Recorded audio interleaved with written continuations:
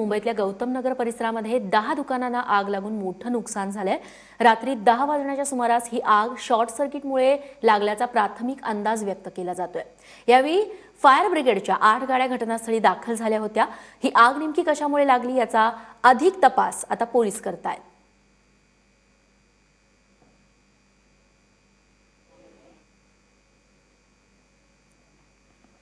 उल्हासनगर पालिकेने धडक कारवाई करत साई आर्केड संकुलातील 150 दुकानं सील केली आहेत। महापालिकेची जकात आणि एलबीटी बंद झाल्यानं हलाखीची सध्या स्थिती आहे। त्यातच गेल्या 7 ते 8 वर्षांपासून या दुकानदारांनी मालमत्ता करच भरला नसल्याचं समोर आलं। त्यामुळे पालिका आयुक्त राजेंद्र निंबाळकर यांनी 1 तासात कर न भरल्यास दुकानं सील करण्याचे आदेश दिले। त्यानुसार ही 150 दुकानं सील करण्यात आली। नावाच्या जे कमर्शियल कॉम्प्लेक्स आहे त्याच्यामध्ये जवळजवळ 150 दुकानं होती। त्यांच्यावर गेल्या 8 ते 10 वर्षापासून मालमत्ता करापोटी 17 लाख थकबाकी होती। त्या वारंवार डिमांड करून मागणी करून वॉरंट काढून त्यांनी काही ते दिले नव्हते। म्हणून आज माझ्या माननीय आयुक्त महोदय राजेंद्र निंबाळकर साहेब यांच्या आदेशान्वये आणि माझ्या स्वतःच्या नेतृत्वाखाली आज जवळजवळ 150 दुकानांना त्या ठिकाणी सील केलेलं आहे। बिहारमधून प्रियकरासोबत मुंबईत पळून आलेल्या अल्पवयीन तरुणीची पुण्याच्या कुंटणखान्यातून सुटका करण्यात आली आहे। गेल्या आठवड्यात ही तरुणी प्रियकर आणि त्याच्या मित्रासोबत मुंबईत पळून आली होती। कुर्ला टर्मिनसवरती उतरलेल्या या तिघांचा नौखेपणा हेरून मनसिंग चौहान या दलालानं त्यांच्याशी ओळख करून घेतली आणि त्यांना आपल्या घरी पनवेलला नेलं। तिथून या तरुणांना नोकरी मिळवून देण्यासाठी मुंबईत आणलं आणि तिथेच सोडून पळ काढला। त्यानंतर या मुलीला 30,000 पुण्यातल्या बुधवार पेठेत विकण्यात आलं होतं।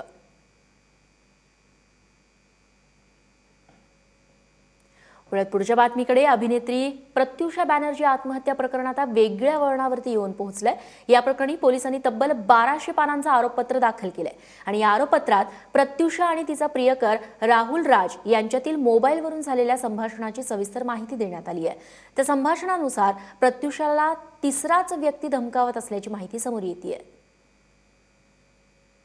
कोई ना कोई एक पावरफुल शख्स है जिसकी जानकारी प्रत्युषा को भी थी और जिसकी जानकारी राहुल राज सिंह को भी थी कि वो बंदा कौन है और उसको क्यों धमकाया जा रहा है। तो उसके पीछे एक चीज़ है कि वो बंदा इतना पावरफुल है कि जिससे ये दोनों डरते थे, जिनका ये सामना नहीं कर सकते थे। तीसरी ये चीज़ है कि कुछ न कुछ तो ऐसी बात थी जिसके रिवील होने का डर था, शायद वो थर्ड पर्सन को या राहुल राज सिंह को, या जिसकी वजह से इसके माँ बाप को और इसको मारने की धमकी मिल रही थी। तो ये बातचीत सुनने के बाद जो उसकी डेथ के ठीक पहले की है उससे एक चीज़ क्लियर होती है कि जो सुसाइड का उसका मेन फोर्सिंग रीजन था वो थर्ड पर्सन था। बेदरकारपणे गाडी चालवणाऱ्या महिलेनं धडक दिल्यामुळे मुंबई पुणे एक्सप्रेसवेवरती काल 2 पोलीस कर्मचारी जखमी झाले। या प्रकरणी रेखा शहा नावाच्या महिलेला लोणावळा पोलिसांनी ताब्यात घेतलंय। या अपघातात कैलास कदम आणि शिवानंद मोसलगी हे पोलीस कर्मचारी जखमी झालेत। त्यांना रुग्णालयात दाखल करण्यात आलंय।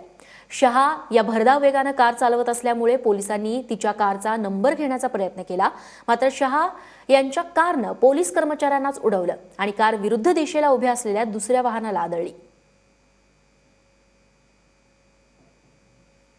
लोकलच्या अपघातात मृत्यू पावलेल्यांच्या संख्येत गेल्या काही दिवसात लक्षणीय वाढ होतीये, मात्र यातील अनेकांचा मृत्यू हा त्यांच्याच चुकीनं होत असल्याचंही समोर येतंय।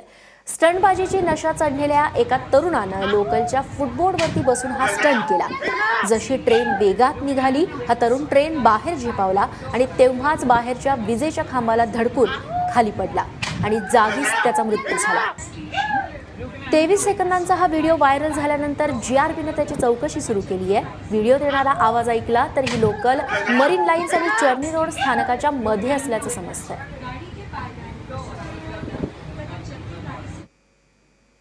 दारूच्या धुंदीत झालेल्या एका भांडणामुळे ठाणे स्टेशनवरती घडलेल्या थरारक अपघाताची दृश्य देखील सीसीटीव्ही कॅमेऱ्यात कैद झाली आहेत। राहुल मुसळे असं या अपघातात मृत झालेल्या व्यक्तीचं नाव आहे।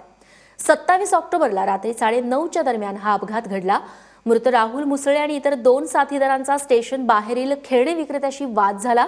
राहुल मुसळे यानं खेळण्याची बंदूक घेतली आणि पैसे न देताच तो स्टेशनच्या दिशेने निघाला।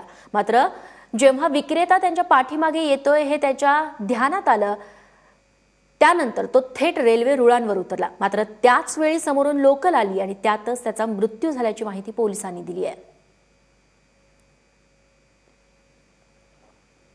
लवकरच मुंबईकरांना एसी लोकलचा प्रवास अनुभवता येणार आहे। या लोकलच्या काही महत्त्वाच्या चाचण्या सध्या कुर्ला कारशेडमध्ये सुरू आहेत। 2 आठवडे या चाचण्या सुरू असणार आहेत। त्यानंतर प्रत्यक्षपणे ही एसी लोकल मुंबईकरांच्या सेवेत रुजू होईल। एसी लोकलची उंची जास्त असल्याने ही लोकल पश्चिम आणि मध्य रेल्वेवरती चालवण्यास अडथळे येत आहेत। त्यामुळे ही लोकल ठाणे वाशी पनवेल या ट्रान्स हार्बर मार्गावरती चालवण्याचा मध्य रेल्वेचा विचार आहे। वळत पुढच्या बातमीकडे, बदलापूर पालिकेत पुन्हा एकदा भाजप आणि शिवसेनेची युती झाली असून उपनगराध्यक्षपदी भाजपच्या शरद तेली यांची बिनविरोध निवड करण्यात आली आहे। उपनगराध्यक्षपदासाठी भाजप पक्षाकडून शरद तेली यांचा एकमेव अर्ज आला होता। गेल्या वेळच्या निवडणुकीत भाजप आणि शिवसेना स्वबळावर लढले होते आणि भाजप विरोधी बाकावरती होता। मात्र यावेळी उपनगराध्यक्षपद भाजपला देण्याचं आश्वासन सेनेनं दिलं होतं, ते त्यांनी पाळलंय।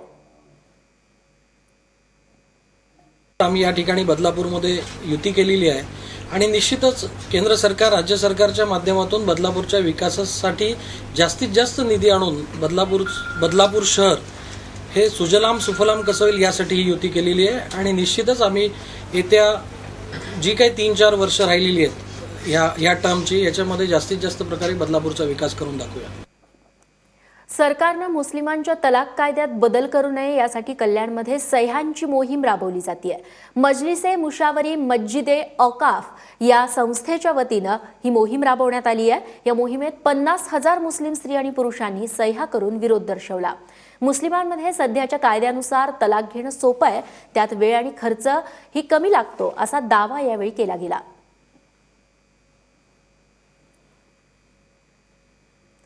बातमी सिनेसृष्टीतून, ए दिल है मुश्किल या सिनेमाला संभाजी ब्रिगेडनं आपला विरोध कायम ठेवलाय। कल्याणच्या SM5 मल्टिप्लेक्सच्या तिकीट खिडकीवरती काल संभाजी ब्रिगेडच्या कार्यकर्त्यांनी दगडफेक केली। या प्रकरणी महात्मा फुले पोलिसांनी संभाजी ब्रिगेडच्या 12 कार्यकर्त्यांविरोधात गुन्हा दाखल केलाय। शिवाय चित्रपटगृहाबाहेर पोलीस बंदोबस्त ठेवण्यात आलाय।